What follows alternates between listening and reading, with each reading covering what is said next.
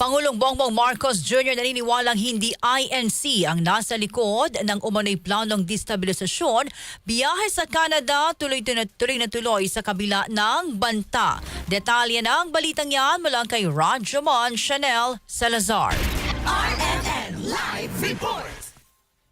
Hindi naniniwala si Pangulong Ferdinand Marcos Jr. na ang Iglesia ni Cristo ang nasa likod ng mabantang destabilisasyon laban sa gobyerno sa gitna ng isinasagawang pagtitipon ng grupo sa EDSA. Ayon kay Palace Press Officer Claire Castro, nakarating sa Pangulo ang mga ulat tungkol sa umano'y planong paglusob sa Campo Aguinaldo, Campo Crame at Malacanang pero wala anyang basihan para isisi ito sa INC. Hindi naman po ito isa sa baliwala lamang ng mga otoridad natin. Pero ang tanong, sino ba yung lulusob? Sino sa mga nagpoprotesta? Hindi naman po siguro at ayokong paniwalaan, ayaw naming paniwalaan na ang miyembro ng INC, no? Hindi namin paniniwalaan na miyembro ng INC ang siyang gagawa nito. Dahil sabi nga natin, ginagalang natin ang integridad, ang liderato ng INC.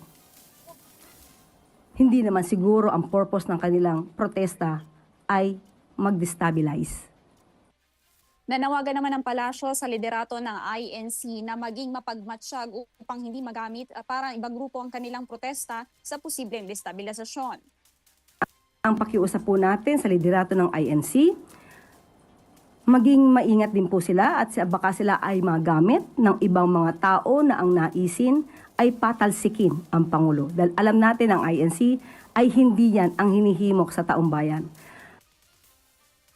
Samantala, tuloy-tuloy na ang official visit ng Pangulo sa Canada kahit pa may rally ang INC. Sabi ng palasyo, matagal lang nakatakda ang biyahe at hindi dapat maantala ang trabaho ng Pangulo dahil lamang sa mga ulat ng destabilisasyon.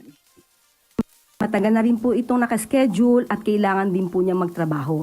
Hindi po kasi siya pwedeng pahintuin lamang na mga bulong-bulungan na merong lulusob sa Malacanang, na merong gagawa ng destabilization. Hindi po magpapahinto ang Pangulo sa kanyang pagtatrabaho para sa taong bayan.